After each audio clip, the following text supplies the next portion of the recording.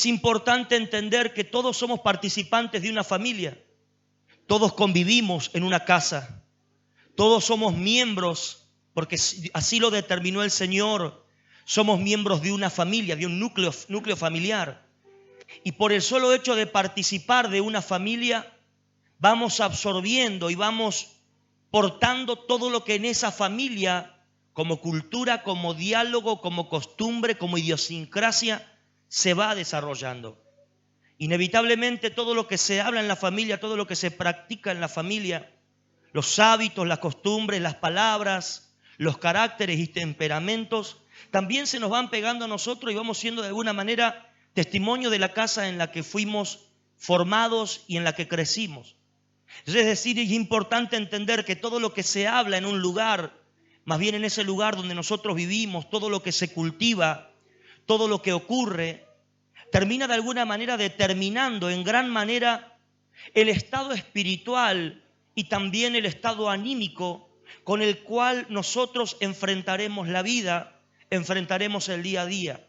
Sencillamente cuando usted está en una casa que es habitual que hayan conflictos, peleas, una casa que es habitual que se hable un lenguaje de pesimismo, de un lenguaje de críticas, de chismes, de malas noticias. Todo eso usted repercute en su corazón, de modo tal que usted cuando sale, el joven a estudiar, el papá a trabajar, la mamá a comprar, salimos ya impredispuestos por lo que va pasando en el núcleo familiar. ¿Me está entendiendo? Es decir, el núcleo familiar termina cumpliendo un rol muy determinante. Y es por eso que usted se encuentra con tantas personas que están en un estado de mucha depresión, de mucho desánimo, de mucha tristeza. Diría el pastor Marcos, de mucha mala onda, ¿verdad? Usted se encuentra con gente que así en el diario transcurrir, usted ¿cómo estás? Y con la cara ya te dice que no están bien, la está pasando mal, que hay problemas, que hay desánimo, ¿verdad? Y bueno, básicamente ese espíritu se trae desde la casa. Porque en la casa ya se está hablando un lenguaje que es pesimista, un lenguaje que es que no porta motivación, un lenguaje que no anima, un lenguaje que no te activa, sino un lenguaje que te desanima y que te produce un sentimiento de desgano, ¿verdad? De desmotivación. Usted sale, si usted está en una casa donde todo el tiempo se habla todo lo mal que está, lo caro que está todo, cómo todo cuesta, qué mal que está el vecino que nos tocó, el pastor que tenemos. Yo no sé por qué en la iglesia pasa lo que pasa. Yo no sé por qué el pastor Salo cada vez canta más fuerte. Y te diste cuenta que al final siempre lo mismo, tenemos problemas. Todo eso, tal vez usted no se da cuenta, pero eso está afectando a los integrantes de la familia. Luego los integrantes de esa familia, ya conmigo, salen a la vida. Entonces esos integrantes que salen a la vida ya salen mal. Porque el núcleo familiar los impredispone para que ya salgan mal del seno del hogar, ¿ve? Entonces habitar en un hogar que no tiene gozo, que no tiene deleite, que no tiene a Cristo, te impredispone de tal manera que tu actitud para enfrentar el sistema ya tajantemente es malo, ¿eh? Y entonces tus fuerzas están paralizadas y apenas tienes fuerza para cumplir con tus deberes sociales y volver a casa. Y no te puedo pedir más que eso. Es por eso que a muchas personas les cuesta tanto llegar a la casa del Señor. Demasiado hicieron. Ya demasiado la pelearon en el día. O sea, fueron a trabajar. Pagaron las cuentas. Ya fue mucho. Y encima tengo que ir al culto. Encima el pastor Lucas me mandó un mensaje y si falta, después te pregunta ¿qué te pasó? ¿Verdad? La pregunta es ¿por qué a la persona no le quedó resto? No le quedó resto, diría mi abuela, no le quedó nafta. ¿Verdad?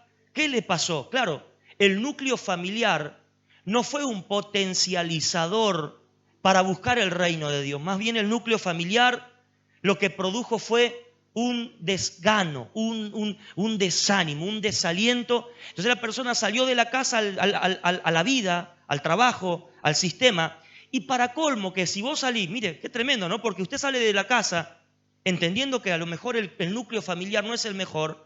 Usted sale de la casa y encima tiene que enfrentar el sistema.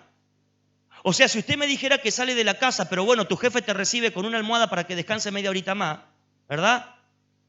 Bueno, por lo menos salgo de casa, pero en el trabajo me tomo un buen café con leche. Pero no, usted sale de la casa, encima que salió entre gritos, entre malas, entre peleas, entre necesidad, entre desgano, usted tuvo que llegar a la escuela, al adolescente le digo, donde la profesora le dijo, saque una hoja en blanco. Nuestro tiempo era así, saque una hoja en blanco. Así que ya vení mal de tu casa, todo mal con la escuela, ¿verdad? Ni hablar si te digo que vas a pagar el gas. Ya saliste mal de tu casa porque ya solamente tenés que gastar plata te pone mal, ¿verdad?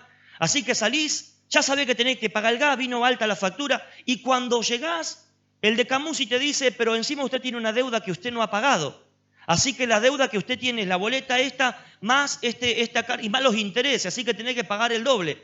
Ya en la casa tenés un sistema contrario, encima el sistema es esclavista, opresor y anticristo, por ende las cosas buenas que usted podrá hablar no son tan buenas, porque en definitiva si el seno familiar no te motiva y el sistema tampoco te motiva, entonces, amado, difícilmente usted tenga la fuerza necesaria para servir a Dios y concretar el propósito que Dios tiene con su vida.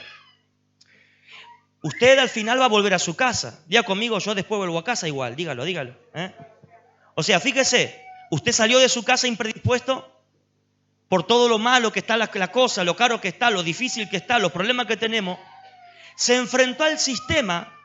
El sistema también sigue mal porque el sistema es anticristo, el sistema no te motiva, el sistema realmente no te bendice, el sistema no te levanta, el sistema no te da aliento. Y tenés que volver a tu casa. La pregunta cuando volvés a tu casa, ¿qué cosas contás? Cuando volvés a tu casa ahora te toca aportar tu cuotita a vos a la casa, ¿verdad? ¿Cómo te fue? Mal, todo mal, porque ¿sabes qué? Me aumentó el gas y encima la vieja me pidió que hagamos una prueba que yo no estudié y me tomaron justo lo que no estudié y encima, ¿sabe una cosa? Me dijeron que nos van a aumentar la luz. O sea, usted salió mal porque el ambiente no es bueno. Se metió al sistema y en el sistema el ambiente es peor. Y usted volvió a la casa y volvió contando todavía cosas más malas. La pregunta es, ¿qué está pasando en esa casa? Se está destruyendo, se está desmoronando. La pregunta es, ¿por qué? Porque no están entendiendo que hay un sistema preparado para que en la casa no reinen las buenas noticias. Hay un sistema preparado para que en tu casa las cosas que se hablan sean negativas, sean pesimistas, sean malas, ¿ves? O sea, tenemos que volver al diseño de Dios para entender qué Dios pensó cuando pensó en la familia. ¿Qué Dios pensó cuando Dios pensó en el hogar? ¿Qué Dios pensó cuando pensó en la mesa? ¿Qué Dios pensó cuando pensó en padres e hijos conviviendo? Entonces, fíjese, ya salimos de la puerta de casa, tenemos que enfrentar un sistema. Ese sistema tiene un montón de cosas, ¿ves? Un diagnóstico contrario en la salud.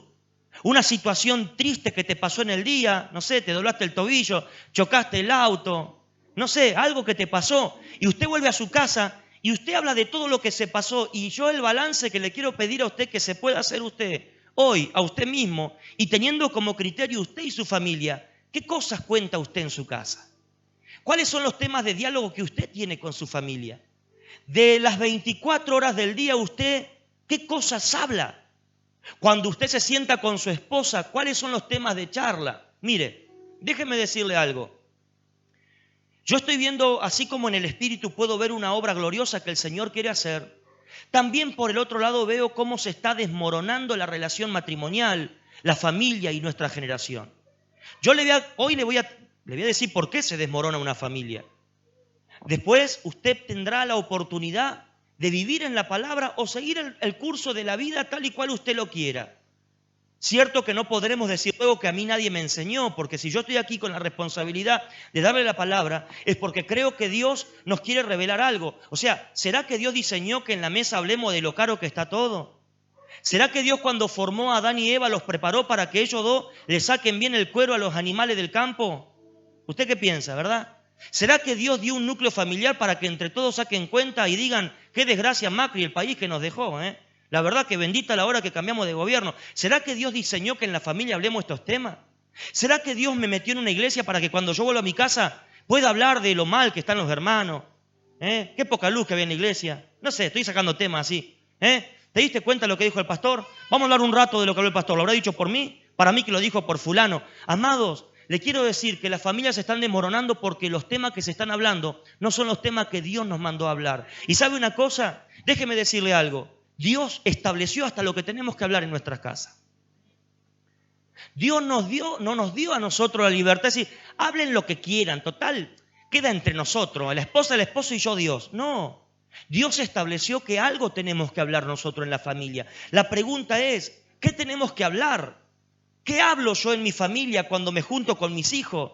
¿De qué voy a hablar con mi esposa cuando tengo un tiempo a solas? ¿De qué voy a hablar con mis amigos cuando nos reunimos? Bueno, déjeme contarle algo. Cuando Adán y Eva caen en estado de pecado y maldición, eso trajo un gran problema, porque el problema fue que de Adán en adelante todo quedó en maldición, y esa maldición repercutió en esclavitud, en tortura, en pobreza, en enfermedad, en muerte, ¿verdad? Esa maldición afectó muchísimo a la descendencia desde Adán en adelante. Pero esa maldición, de alguna manera en la historia Dios dejó sombras y cuadros proféticos para que nosotros aprendamos cómo de esa maldición se puede salir. Y hubiera estado bueno que me diga amén, ¿verdad? De esa maldición se puede salir. Entonces Dios diseñó una manera y permitió que el pueblo de Israel esté 400 años, o más bien 400 años y un poquito más, esclavo bajo las órdenes del faraón. Durante esos 400 años fue muy fuerte lo que pasó, porque fueron 400 años donde un pueblo llamado por Dios, amado por Dios, marcado por Dios y destinado a cosas grandes, durante esos 400 años esta gente de Dios estaba en esclavitud. Cuando Dios levanta a Moisés para sacarlo de esa esclavitud, lo que Dios estaba preparando, ¿sabe qué era? Era nuestra victoria. Era nuestra libertad. Lo que Dios iba a hacer con el pueblo de Israel era dejar el precedente para que nosotros no tengamos que vivir la esclavitud que ya su pueblo vivió. O sea, en otras palabras, diga conmigo, yo no tengo por qué ser esclavo. Dígalo. Se lo puede decir amablemente al que tiene al lado, dígale, no tenés por qué ser esclavo. Dígale, en el diseño de Dios no contempla que seas esclavo, sino que seas libre. La pregunta es, ¿qué hizo Dios para sacar de la esclavitud al pueblo de Israel? Bueno, cuando usted ve la palabra, lo que Dios hizo fueron maravillas. Ya conmigo, maravillas. Dios hizo maravillas. O sea, Dios no sacó al pueblo de Israel de la cautividad así como que, menos mal que te saqué. No, Dios preparó y Dios diseñó, los voy a sacar de la esclavitud con maravillas. Y yo sé que a lo mejor a usted todavía esto no lo emociona. Pero como yo ya vi al final de la película, a mí me emociona mucho. Porque Dios lo sacó con maravillas. Diga conmigo, Dios sacó a su pueblo. Levante su mano y diga así, con maravillas. Amado, ¿usted cree que siendo Dios, creador del cielo y de la tierra, todopoderoso, eterno, infinito, un Dios omnisciente, omnipresente, omnipotente, ¿usted cree que Dios va a sacar así? Ay, casi que Faraón me gana. ¿Usted cree que así lo va a sacar a Israel de Egipto? Ay, ¿cómo lo saco? Estoy pensando, ¿de qué manera lo saco? Porque ¿cómo sufre mi pueblo? No, Dios permitió que esa esclavitud se dé y Dios dijo, voy a usar al pueblo hebreo y de este pueblo hebreo yo me voy a valer de maravillas. Gloria al Señor. Yo estaría un poquito más emocionado, pero vamos despacio. Los voy a sacar con maravilla y yo lo que voy a delegarle a la generación que en el 2020 va a pelear por su familia, yo le voy a dar el poder de las maravillas. Amado, cuando Dios sacó a Israel de la esclavitud de Egipto, los sacó con maravillas. Y esas maravillas, ¿sabe qué fueron? Maravillas. O sea, ¿y sabe cómo fueron? Maravillosas, valga la redundancia. ¿Y sabe cómo quedó el pueblo de Egipto? Quedó maravillado. ¿Y me deja decirle cómo salieron los esclavos? Maravillados. ¿Y sabe cómo desde ahí hasta el día de hoy Dios preparó que los hijos de Dios vivan? Maravillados por sus obras, porque detrás de una maravilla hay una obra sobrenatural. Entonces cuando usted habla de maravillas y usted ya no está hablando de lo caro que está todo, usted está activando un poder que en la eternidad ya funcionó una vez y sigue funcionando hoy. En otras palabras, una familia se desmorona porque habla las desgracias de un sistema faraónico, pero se levanta porque es capaz de contar las maravillas que Dios ya hizo un día.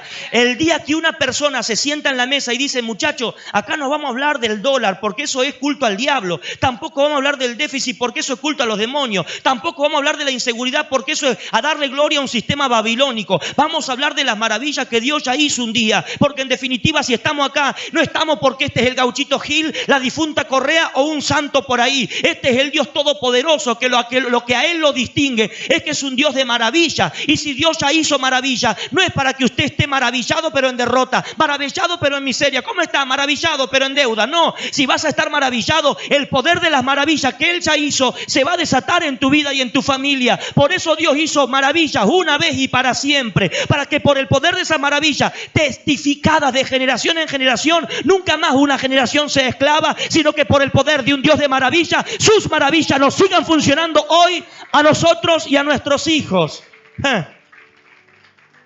Decía que Dios es un Dios de maravillas. ¿Y sabe qué diseñó Dios? 10 plagas. Las 10 plagas fueron 10 maravillas.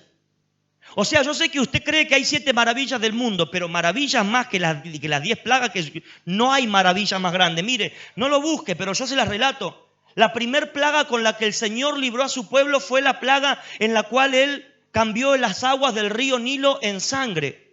Y eso tiene un sentido tremendo, porque el río Nilo representaba para ellos el sustento. En otras palabras, el sustento de ellos estaba en Egipto. ¿Y sabe qué Dios hizo con el río Nilo? Lo convirtió en sangre. ¿Sabe qué le quitó a los egipcios? El sustento. ¿Y sabe qué hizo Dios con su pueblo? Les dio maná del cielo y les dio agua de la roca. Y en eso, ¿sabe lo que hicieron los egipcios? No lo podían creer. Estos esclavos hebreos comen pan del cielo y toman agua de la roca. Y nosotros que teníamos el gran río Nilo, al cual adorábamos, al cual venerábamos, ya no lo tenemos más. Entonces, esa fue la primera maravilla que Dios hizo. Se las cuento rápido. La segunda maravilla que Dios hizo fue cuando el Señor permitió que todo Egipto se llene de ranas. Eso es tremendo.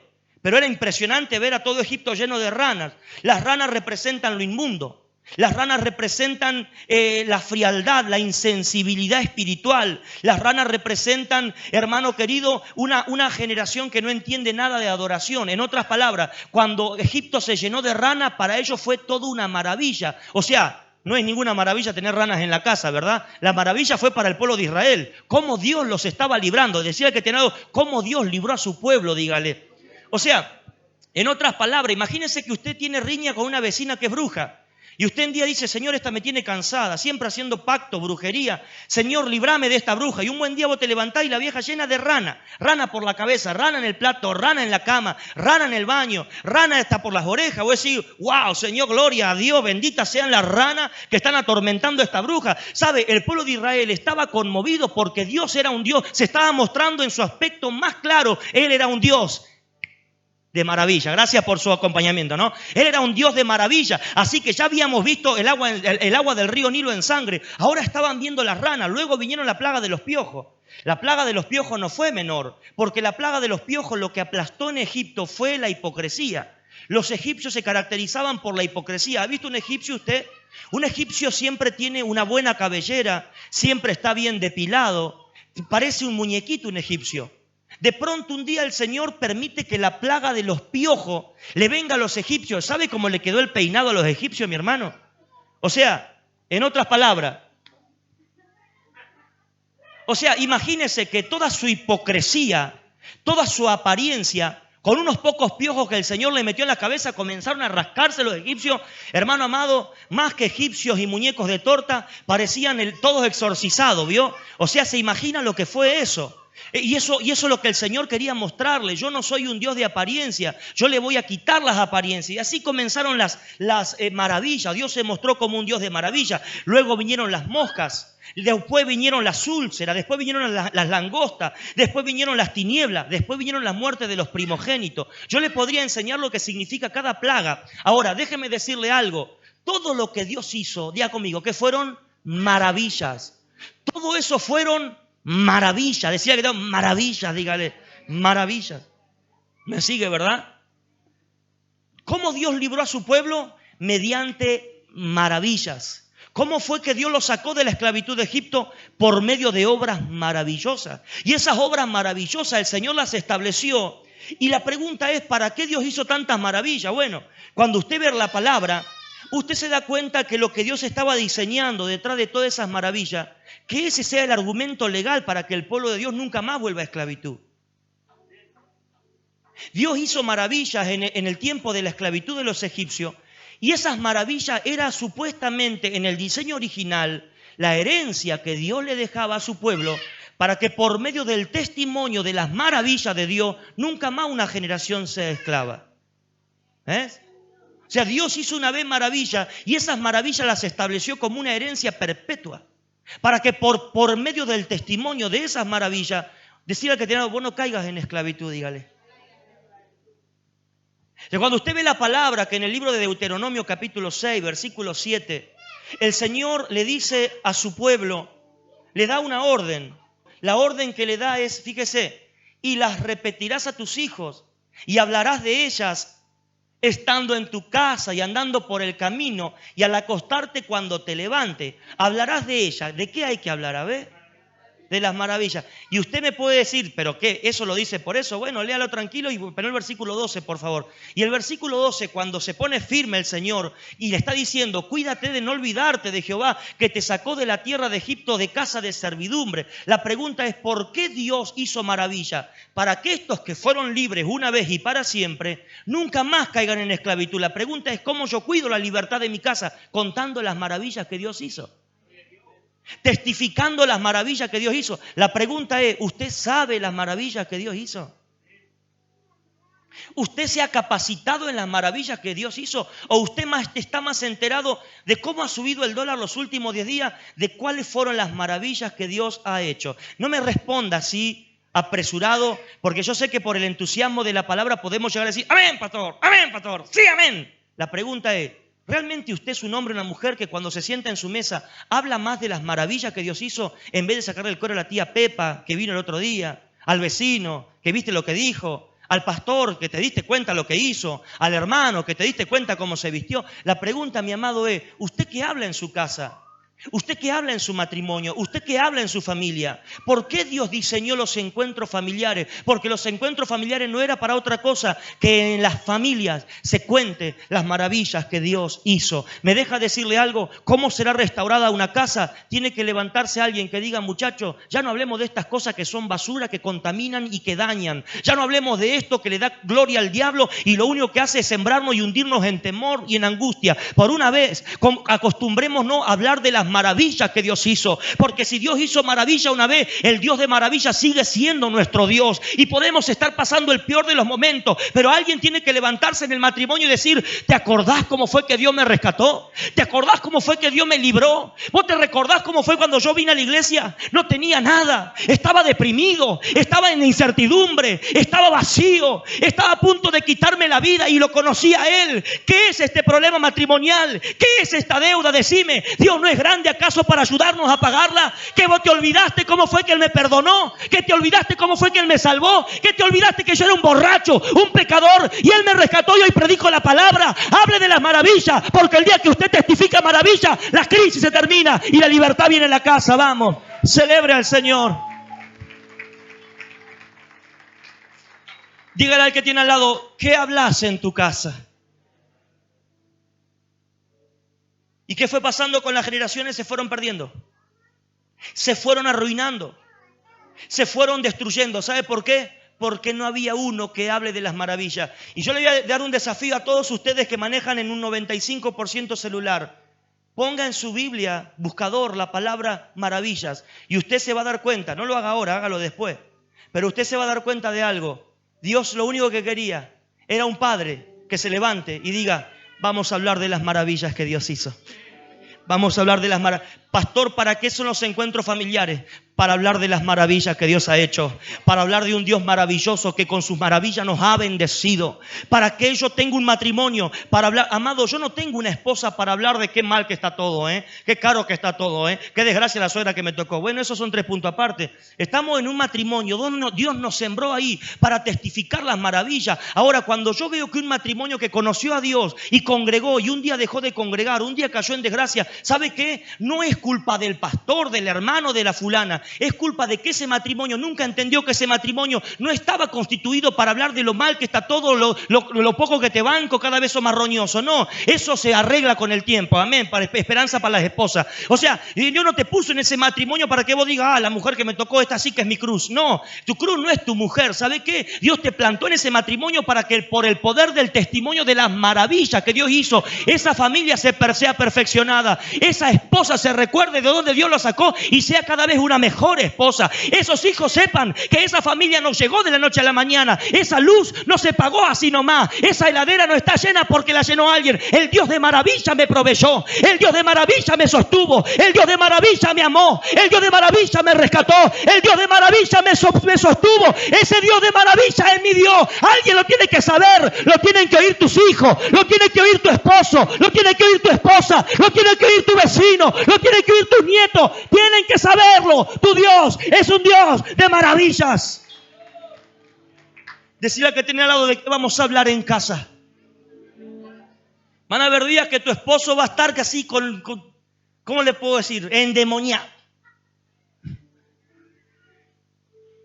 Y que el peor error que usted puede cometer, esposa, ese día que su esposo anda chinchudo, es pretender usted enseñarle clases de educación. Porque tus clases de educación son parte de un sistema adámico en el cual todo lo que digas será usado en tu contra. El marido anda enojado y le pegó una. Y la esposa, que no vino al culto el domingo y que no escuchó la palabra que el pastor le dijo, cuando tu marido ande chinchudo, hablale de la maravilla que Dios hizo. La esposa le dice, ¿por qué golpeás? Allá. Si el tipo estaba a 50 revoluciones, ahora está a 100 revoluciones por minuto. Anda a golpearle la cara a tu jefe, pero no te la agarres con mi mesa. Y ahí comenzó, ¿ves?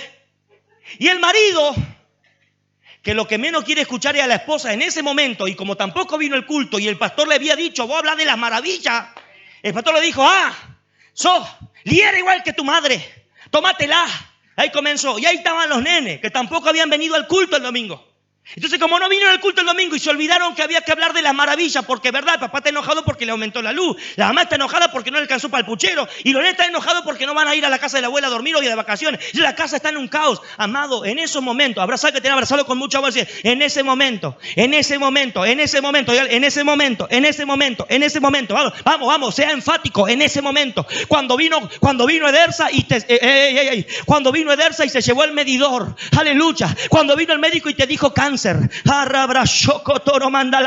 ese momento, cuando alguien vino y te dijo, mira, el que se golpeó, el que tuvo un accidente es tu hijo, en ese momento el diablo querrá que tú le des apología y adoración al diablo, en temor, en miedo, pero alguien tiene que decir, no, para un poquito, mi Dios es un Dios de maravilla, porque a nuestro pueblo un día nos sacó con brazo fuerte de la esclavitud de Egipto, aplastó a Faraón, venció a las tinieblas, para un poquito, en la cruz, Él ya venció a la muerte. ¿Cómo me hablas de miedo? Si mi Dios es un Dios de maravilla, yo en Él confío, yo a Él lo adoro y en Él espero. Él tiene la última palabra. Él es un Dios de maravilla. Eso bendice un hogar.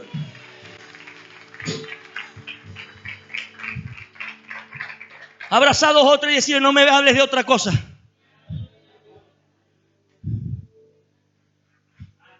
Somos responsables, y hablo apostólicamente.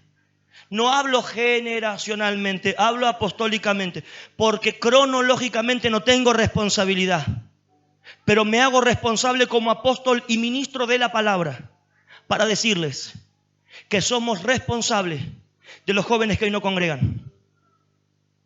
Ellos escucharon los problemas que teníamos con los pastores. Ellos escucharon los pastores que se robaron la plata. Ellos fueron contaminados por padres ignorantes y necios, carentes de luz, que hablaron deliberadamente de los problemas de la gente y nunca vieron. Ahí estaba el hijo comiéndose un pedacito de carne, ahí estaba el nieto, ahí estaba. Pero ellos hablaban deliberadamente. ¿Te diste cuenta vos? Y vos viste, ¿será que este la engañó a esta? Se metió con esta. Para mí que estos tienen algo. Entonces usted dice un día, pero ¿por qué mi nene de 25, de 30 años no quiere ir a la iglesia? Porque tú lo contaminaste. Porque yo lo contaminé. Porque no es una cuestión de que nosotros somos inocentes. Decirle que no somos inocentes. Dígaselo. Ahora usted se quiere victimizar y no quiere asumir responsabilidad. Dígaselo a Dios esta noche y que sea su problema, no es el mío. Yo me hago responsable ¿Por qué te crees que paso todos los santos días repasando la palabra que le vamos a dar en las casas? La palabra que usted se va a llevar. ¿Sabe por qué? Porque tengo temor, porque tengo mi familia, mis hermanos que se están perdiendo, que siendo llamados para ser pastores, prefieren estar alcoholizados y fumando un cigarrillo por ahí, siendo que Dios no me llamó para eso. Ahora, cuando yo miro apostólicamente, digo, soy responsable, porque mi mesa nunca fue para hablar de lo mal que me llevo con aquel pastor, de este diácono, qué grosero que es, el portero, viste qué mala onda que tiene, la hermana que canta, viste cómo se viste con la pollerita tan corta. Esos temas inmundos y pura basura que se hablan en la mesa de la gente, esos contaminan generaciones y hacen que nuestros jóvenes, en vez de elegir el culto, elijan un boliche, porque se van al infierno, pero por lo menos la pasan bien. Porque sabe una cosa, no hubo una generación que entienda, Dios no me metió en un matrimonio para hablar de inmundicia y de los problemas de la iglesia. La iglesia siempre tendrá problemas, siempre hablan cuestiones en las congregaciones. No es una cuestión de nosotros. A Pablo le pasó, a Juan le pasó, a Tito le pasó, a Timoteo le pasó, le va a pasar al pastor Lucas y a cuanto pastor hoy entienda que tenemos que predicar el evangelio. El tema es que lo que te compete a ti, como esposo, como hijo y como padre, vuelve a tu casa y no le hables de lo mal que están las cosas, no le hables de lo mal que gobierna Alberto, no le hables de lo mal que está el intendente. Háblale que Dios, ese Dios al que tú adoras, ese Dios no tiene inflación, ese Dios no tiene devaluación, ese Dios es sanador, ese Dios es proveedor, ese Dios es grande, a ese Dios yo sirvo. Dile, hijo, Dios no tiene nada que ver con esto, Él es grande, Él es un Dios de maravilla, Él hizo maravilla, Él está haciendo maravilla y Él seguirá haciendo maravilla. Eso cambia el curso de una familia. Póngase de pie, por favor. Abrazar que tenés al lado con mucho respeto y decir, Él es un Dios de maravillas.